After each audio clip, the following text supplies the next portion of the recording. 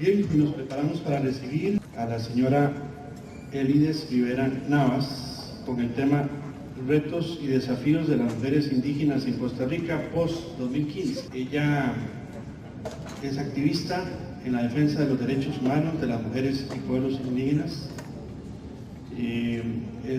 Realizó estudios en el Colegio Técnico de Buenos Aires, es técnica en gestión local de la Universidad Estatal a Distancia y pues ha tenido algunos puestos como regidora municipal del 2002 al 2006, gestora y observadora en el proceso de consultas a pueblos indígenas de Costa Rica sobre el proyecto de ley del desarrollo autónomo en el 2006, peticionaria ante la Corte Interamericana de Derechos Humanos sobre la represa hidroeléctrica El Diques, y ha también participado en eventos y espacios políticos. Así que recibimos a la señora Elides Rivera. Bueno, muy buenas tardes. Como me han presentado, mi nombre es Elides Rivera. Soy de la comunidad Terraba, de la etnia Brorán Teribe. Para mí es un gusto estar acá, gracias a las señoras que han organizado este evento y que me han tomado en cuenta para participar y hacer un poco referencia a la situación de nosotras las mujeres indígenas en Costa Rica. Como han venido planteando las antecesoras mías, la situación de las mujeres indígenas en Costa Rica pues va a revelar muchas cosas que en un país de democracia no se cree que se vive, ¿verdad? Primero quiero decirles que en las poblaciones donde se encuentran más pueblos o territorios indígenas, según las estadísticas nacionales, es donde hay más pobreza, se carece de infraestructura social adecuada para atender las poblaciones indígenas, existe rezago económico en estos cantones, dando por entendido que los responsables son las personas indígenas, aunque muy pocas veces los indígenas lleguen a ser parte de los gobiernos cantonales o municipales. Como pueden ver, desde ahí empieza la estigmatización de nosotros como pueblos indígenas a ser los culpables de la pobreza o de los rezagos sociales que hay en estos cantones, alejándonos de los recursos naturales que en los territorios existen: agua, bosques, cultura, biodiversidad, que es parte de la riqueza que este país pues contiene, pero es a donde se concentra en los territorios indígenas. Dentro de estas desigualdades sociales que se enfrentan en estos pueblos, las mujeres son las que más sufren la inclemencia de ello.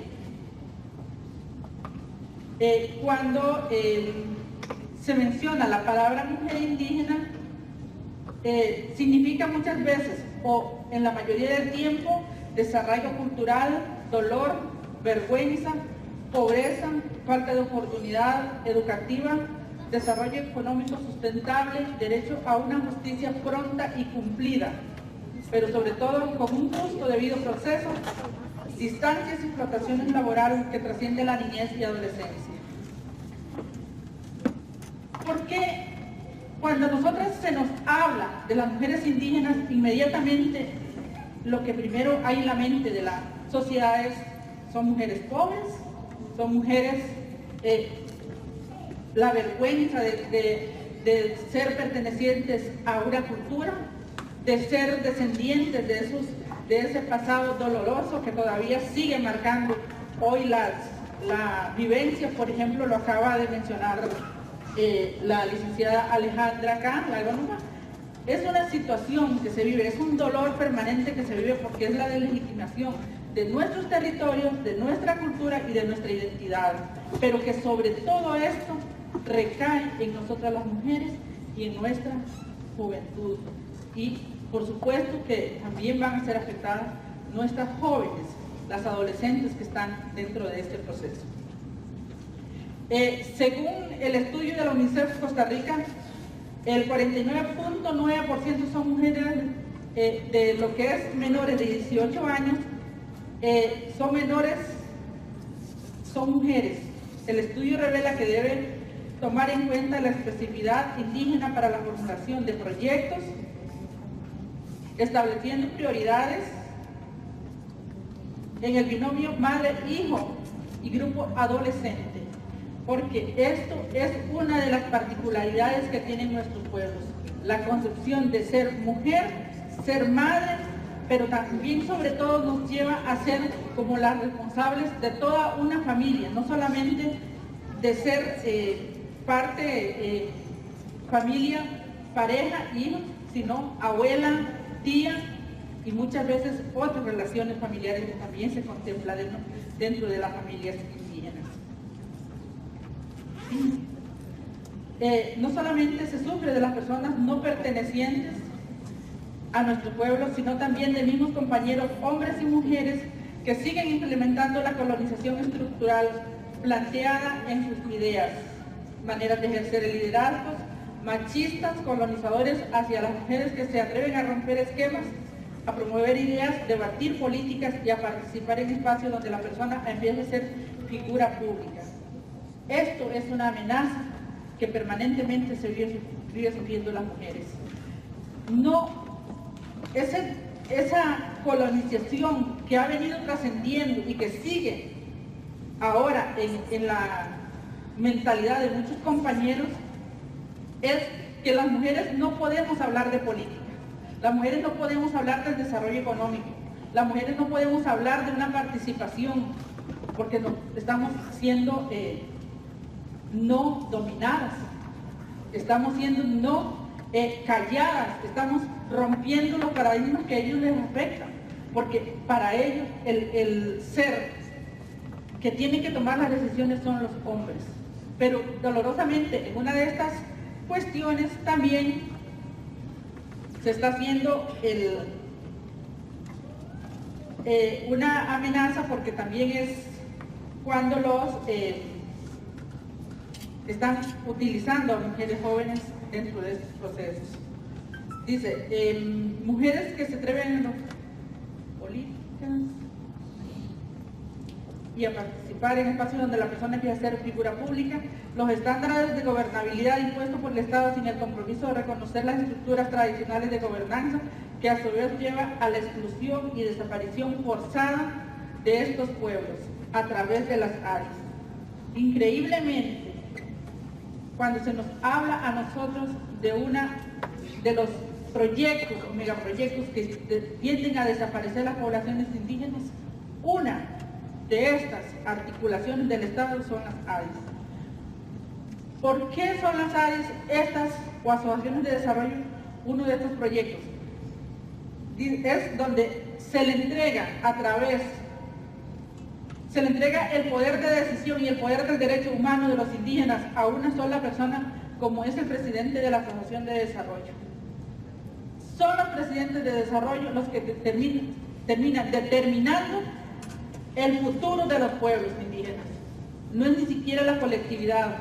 Y cuando se calla al resto de personas, nos callan a nosotras las mujeres. Eso es un proyecto de de mucho cuidado que tiene que tener el Estado, porque está exterminando a los pueblos indígenas a través de una asociación de desarrollo, aduciendo que es la manera de gobernabilidad a la cual los pueblos indígenas están más afianzados, cuestión que deja de lado toda la estructuración social que ha traído los territorios o los pueblos indígenas en su gobernabilidad, porque es a donde los pueblos tienen que ser o toman en conjunto de una manera diferente y no de una manera paralela de arriba hacia abajo, sino tiene que ser en colectividad para definir. Dice, de esta manera las comunidades quedan sujetas a esos controles opresivos donde las mujeres siguen siendo las perdedoras.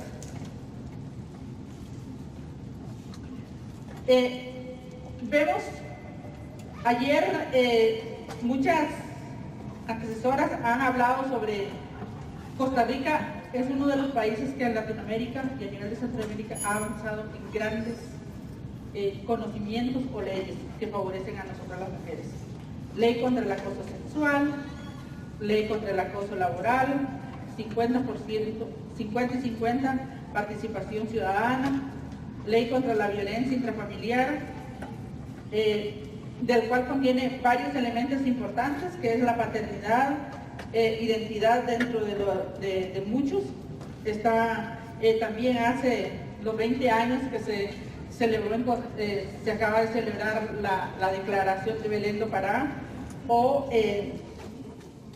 también que cuenta esto, la violencia, cómo erradicar la violencia en contra de todas las mujeres sin miramiento a etnia, cultura, condición social o económica, lo cual sigue siendo sencillamente una herramienta más.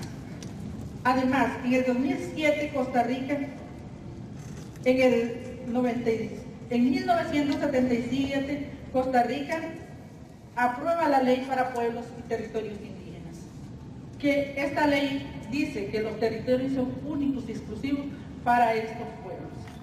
En el 92 se ratifica el convenio 169 sobre los derechos de los pueblos indígenas, cómo el Estado debe de trabajar para el mejor vivir de estos pueblos. En el 2007, la declaración sobre los derechos de los pueblos indígenas. Y aquí dice que en el artículo 21 principalmente dice: los estados adoptarán medidas eficaces y especiales para asegurar el mejoramiento continuo de sus condiciones económicas y sociales, y en particular se presentará atención a las mujeres, jóvenes, niños, niñez, ancianos y personas con discapacidad. Anteriormente se contaba con la declaración del sábado. Sin embargo, vemos que esto de ser una herramienta jurídica avanzada para este nuevo milenio, en la realidad de nosotros, de los pueblos indígenas, sigue siendo solamente un sueño. ¿Por qué? Si vemos la situación económica de las mujeres, a lo que ha planteado Alejandra, a pesar de que en la parte campesina e indígena, las campesinas tienen derecho todavía a hacer uso de los recursos del Estado a través de préstamos. Y nosotras las mujeres indígenas no tenemos ese derecho, porque el territorio, nuestros territorios están adscritos al Estado. El Estado se los dio a las asociaciones de desarrollo, y las asociaciones de desarrollo son las entidades del Estado. Es la última enclave que hay de los estados en nuestros territorios. Nosotras no somos sujetas de esos derechos. Y no es que no queramos nuestros territorios de la forma colectiva, pero sí se nos debe de hacer una diferenciación en la manera de hacer uso de los recursos del Estado para el mejoramiento económico de nosotras las mujeres en nuestros territorios. Vemos dentro de esto todo lo que tiene que ver con las microempresas familiares o pymes para mujeres. Las mujeres indígenas no pueden acceder a estos recursos. Cuando el IMAS, por ejemplo, tiene para ideas productivas, y una mujer que se identifique como mujer indígena, que luche por sus derechos, que luche por los derechos de los pueblos indígenas, tampoco se le da. ¿Por qué? Porque tiene que ir a donde el presidente de la Asociación de Desarrollo a pedirle un documento que si la asociación le da permiso para que ella tenga su iniciativa. Imagínense ustedes, ¿a dónde estamos nosotras sumergidas? Estamos, Alejandra lo decía bien, nos robaron hace tiempo, nos secuestraron hace tiempo. Estamos andando con las manos atadas el día a día, nosotras las mujeres indígenas del país de Costa Rica. Un país libre, democrático.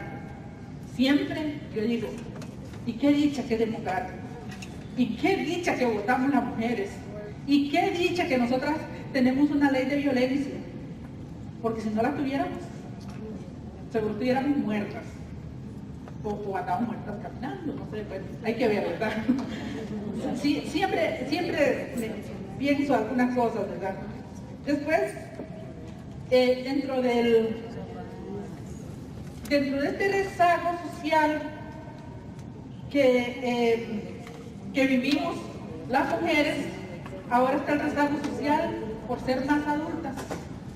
Las mujeres indígenas lideresas que han trabajado, que han rompido camino sin estudio, sin academia, pero que nos hemos hecho sentir. Ahora tenemos una amenaza, la amenaza de las jóvenes que están dentro de las universidades o que están saliendo, porque son las preparadas, porque son las académicas. Pero ¿qué pasa dentro de este fenómeno? Es que no son nuestras hijas, no son esas jóvenes las que están ahí, son el instrumento que utilizan ahora los hombres para sacar a esas mujeres que en un momento se les rebelaron. Y a ellas les dicen, usted puede ocupar el campo, pero mejor calladita, más bonita. Usted tiene que saber que va a ocupar ciertos cargos, pero que nada atente contra lo que nosotros venimos diciendo. ¿Por qué? Porque en esta década, última década, para los pueblos indígenas y Naciones Unidas siempre declara decenio para tal cosa, decenio para el otro. Y los últimos decenios que las Naciones Unidas ha declarado, uno de estos fue declarado para pueblos indígenas. Y cuando se habla de pueblos indígenas, nada más había hombres. Solo los hombres eran los que aparecían, ¿verdad? Entonces participaban, iban a reuniones, tenían derecho de hacer uso del recurso de las ONGs.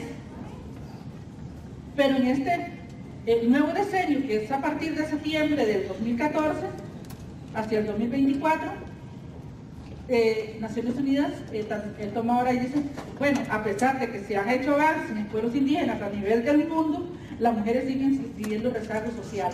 Ahora vamos a hacer una declaración para que este nuevo decenio sean las mujeres las que se empoderen y tomen las decisiones de su economía, de su participación. Pero entonces los hombres inmediatamente van, y aquí en el caso de Costa Rica, jalan a estas muchachas jóvenes, las traen acá, y entonces empieza una nueva manera de seguir usando los recursos a favor de ellos.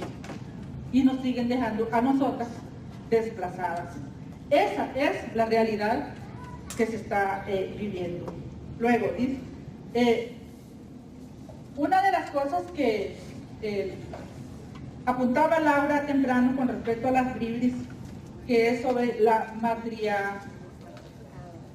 matriarcalidad, dice, de las mujeres bribris y cabecas. Esta vez, ellas lo han defendido con muchísimo esfuerzo, lo han planteado, y de pronto oímos a los hombres hablar sobre esto, que las mujeres bribris y cabécares son las dueñas y poseedoras del saber y del conducir de los territorios bribris y cabécares. Sin embargo, las estadísticas de violencia siguen siendo bastante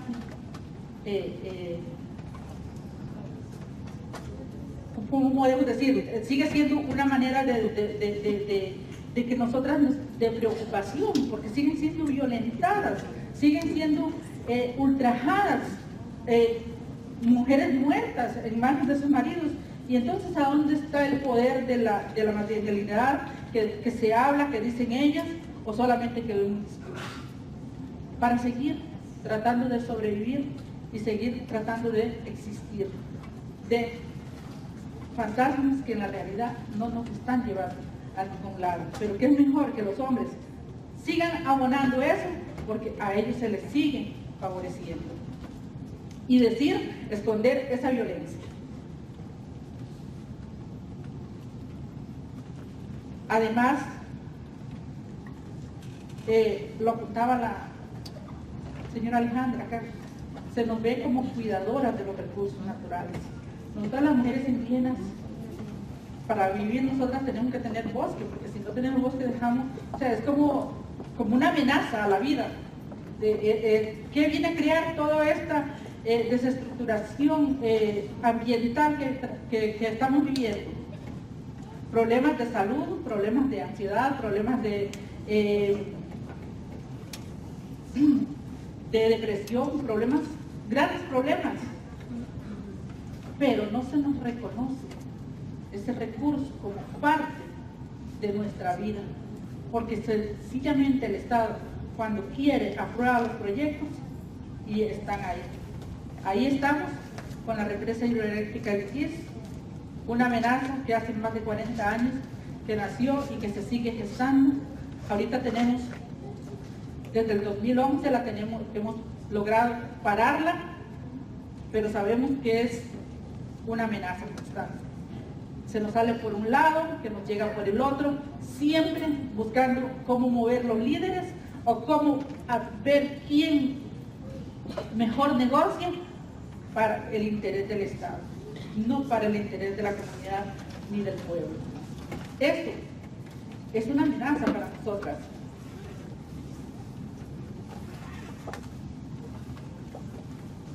También estos miedos no solamente son los miedos que tenemos de vivir, de salir a San José y de tomar un bus y de venir.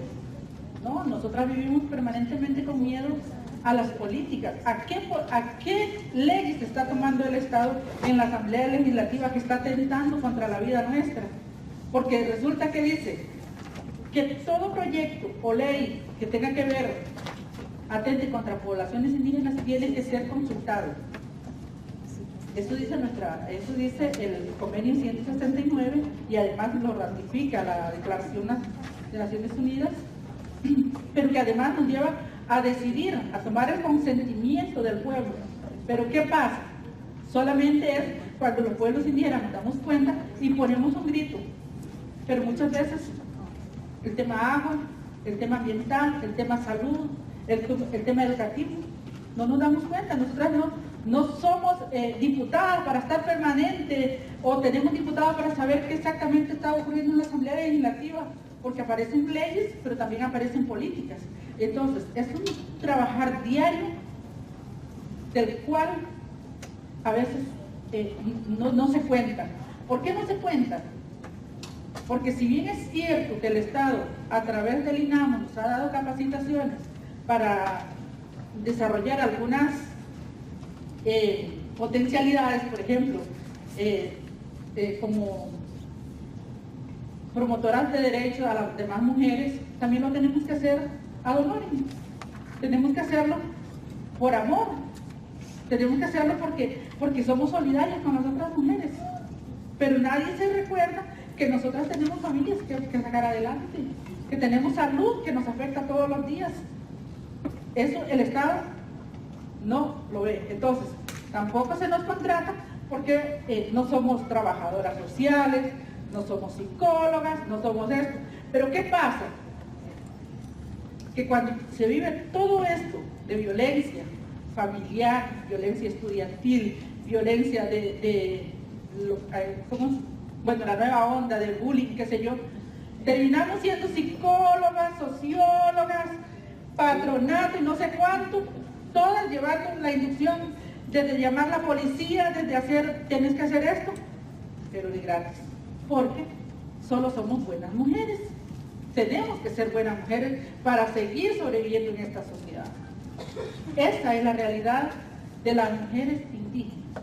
Pero además, ¿cuántas compañeras para hacer uso de un EVAIS de salud que llega cada mes a sus territorios tienen que caminar 3, 4, 5 horas a pie y no llegan, no van a llegar como bañaditas y perfumaditas y toda la cosa? ¿Por qué no? Pero entonces son despreciadas. Es que usted tiene que venir bañadita para hacerle la citología, porque una mujer en las condiciones así como viene usted no se le puede hacer. ¿A dónde vamos a llegar? Las mujeres en la educación, usted para ser contratada tiene que tener tal y tal estudios.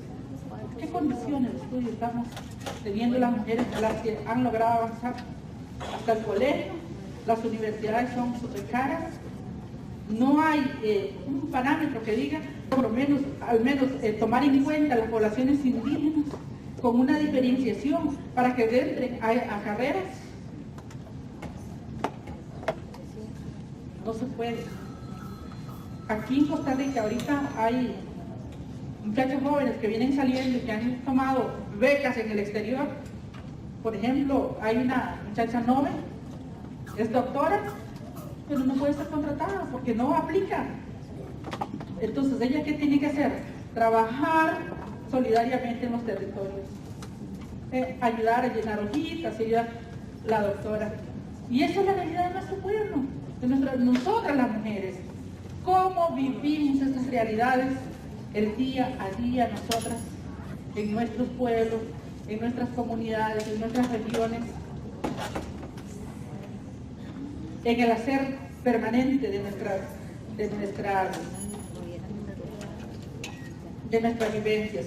Ahora, como desafíos para este nuevo decenio, ¿qué queremos nosotras como este desafío?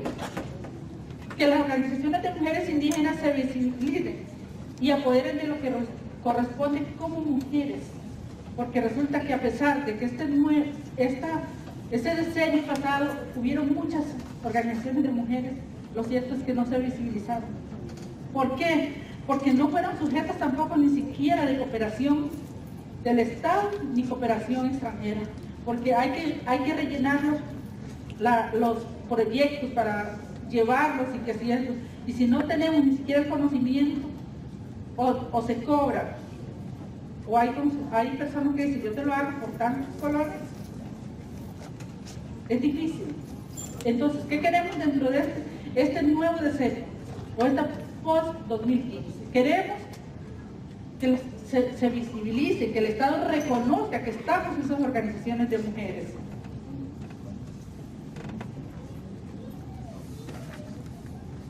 Incentivar la economía de las mujeres indígenas y sus familias, que sea realidad, que esas mujeres sean las dueñas de sus ingresos, que las mujeres puedan mejorar sus condiciones de vida familiar y de ellas mismas, no que sea a través de sus trabajos, pero siguen siendo los compañeros los que siguen haciendo uso de esos recursos.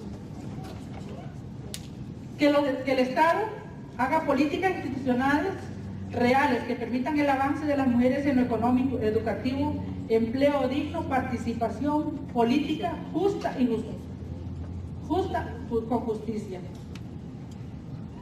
Cuando nosotros hablamos de un trabajo digno, no solamente hablamos de las mujeres que tienen que ser empleadas afuera.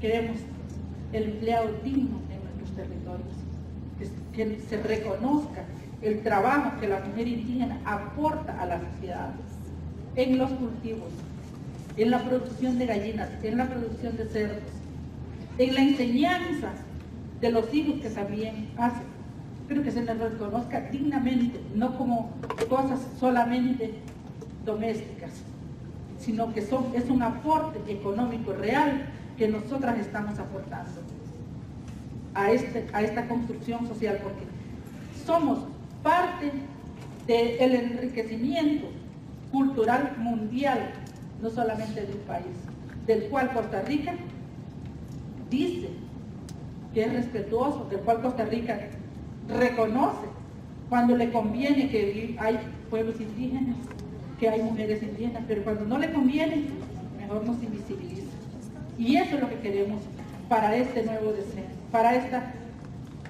después de esta agenda, para la 20 que viene.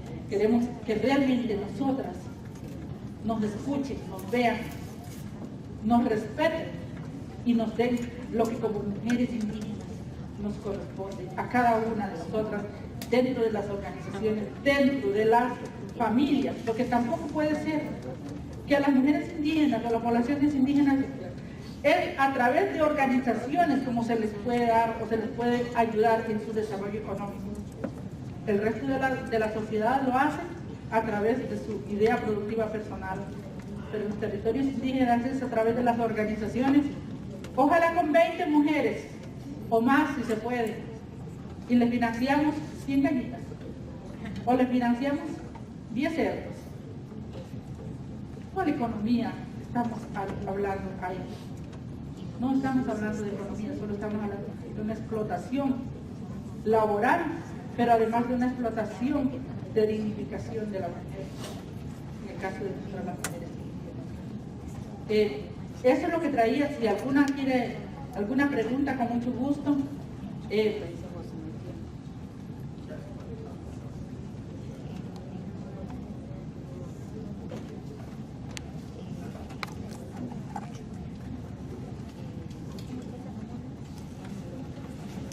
Bueno, veo que levantaron. ¿Quién fue la primera que levantó? Porque el problema es que tengo solo espacio para una. Entonces, porque tenemos que... ¿Qué me dicen las organizadoras? Dos preguntas. ¿Quién fue la primera? Vamos por orden.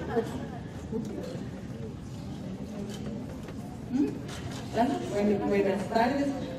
Primero a mí sí quiero rescatar que me parece enriquecedor y que no importa que corramos un poquito más la hora de almuerzo, si podemos hacer debate, porque creo que todas tenemos dudas y tardamos un momento en que nos baje la información antes de poder preguntar. Entonces yo sí creo que es importante escuchar esas consultas que tenemos. Desde hace rato, desde que estaba doña Laura, yo le quería consultar, cuando pasó doña Alejandra, ahora usted, ¿cómo ha sido el proceso de acompañamiento por parte de los hombres, de las comunidades? Porque yo quisiera creer que si cada una de las que estamos aquí logramos involucrar, traer y transformar a un compañero, amigo, hermano, familiar, vamos a hacer una lucha todavía más fuerte que tener que ir a luchar contra eso. O sea, si lográramos involucrarnos sería mucho más poderoso. Entonces, sí me interesaría saber cómo ha sido ese acompañamiento desde las comunidades a estas redes de apoyo, a ustedes, ¿verdad?, dentro de la población y también a lo externo.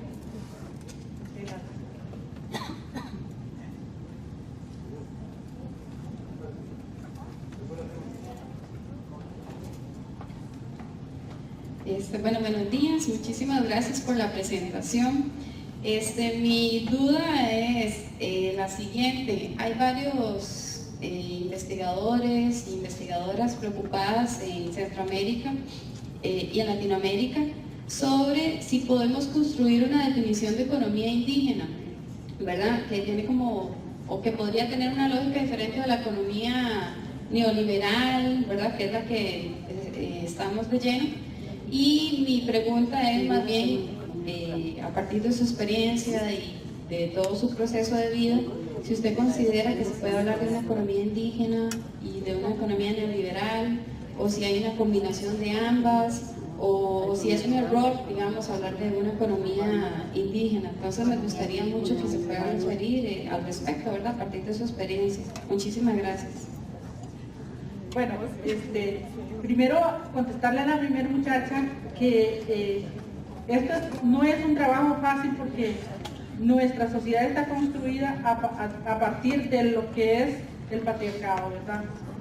No es tan fácil, a veces siempre contamos nosotras, en el tema de mujeres en Terraba, parte de las revolucionarias fuimos una hermana mía y yo, y eso implicó muchas veces hasta casi enemistad con los hermanos, ¿no?, con los varones, porque ellos se sentían amenazados y decían que nosotros lo que queríamos hablar era que las mujeres vivieran solas, no que los respetaran. Y nosotros les decíamos, no, más bien queremos lo contrario, que ustedes respeten a ellas y convivan. Y eso, por decir algo. Pero a nivel de la comunidad y a nivel nacional, podemos decir que ahora llegamos y nos sentamos juntos a debatir. Sin embargo, sabemos creo que la primera doctora o ayer la doctora que habló, dijo, las mujeres tenemos techo de vidrio. Entonces, cuando a ellos no les conviene algo que digamos, inmediatamente tiran la piedrita, ¿verdad?, arriba, o las tijeras. No es fácil.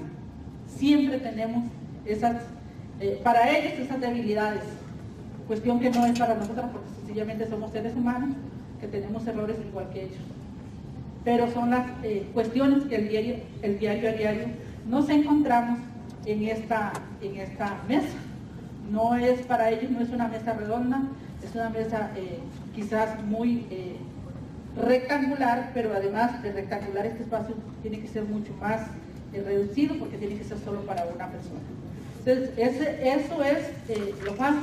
Lo que sí podemos decir es que en estos nuevos avances que hemos tenido es trabajar con la nueva generación, tanto de hombres como mujeres, que vamos caminando y aportando con nuestros hijos e hijas esa nueva construcción, que no es fácil, porque también tenemos toda una ola social que se refleja a través de todos los medios de comunicación, a través de toda la información de la cual perciben y reciben ellos, y hay una información negativa que por más que nosotras como madres vigilemos qué queremos que nuestros hijos reciban, siempre está llegando esa información inadecuada del ser hombre o del ser mujer, ¿verdad?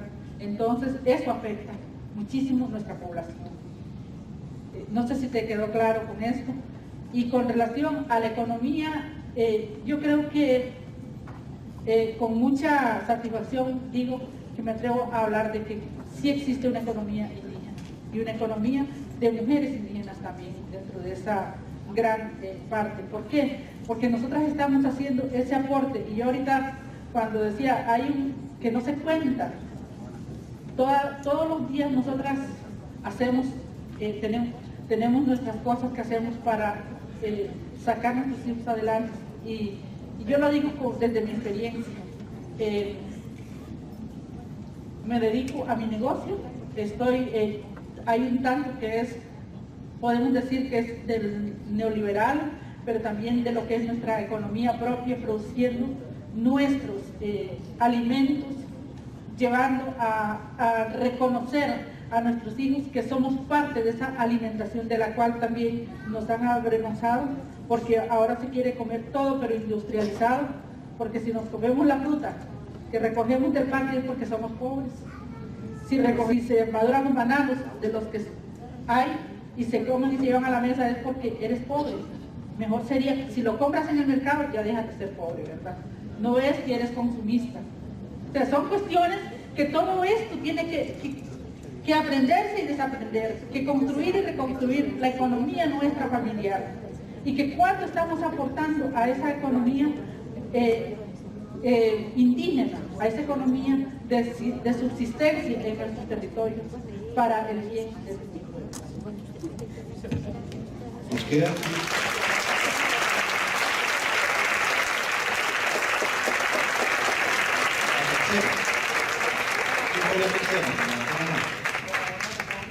¿quién fue la tercera que levantó la mano?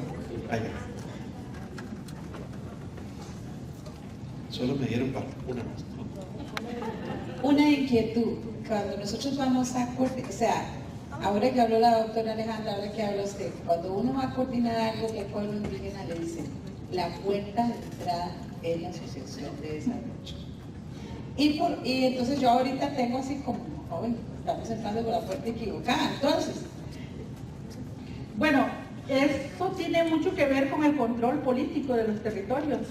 Y resulta que ellos se han valido del proceso de decir, es que todo se le consulta a los pueblos indígenas. Pero no es tan cierto. Las opciones de desarrollo no son las representativas. Lo que pasa es que cada territorio tendrá su manera de ejercer su autonomía o de ejercer su gobernabilidad. En el caso de Álava, si usted quiere hablar con mujeres, busque a las mujeres que estamos ahí, porque si no, pues los hombres se van a tener que encontrar con nosotras, ¿verdad? Porque el tema de mujeres lo hablamos nosotros las mujeres.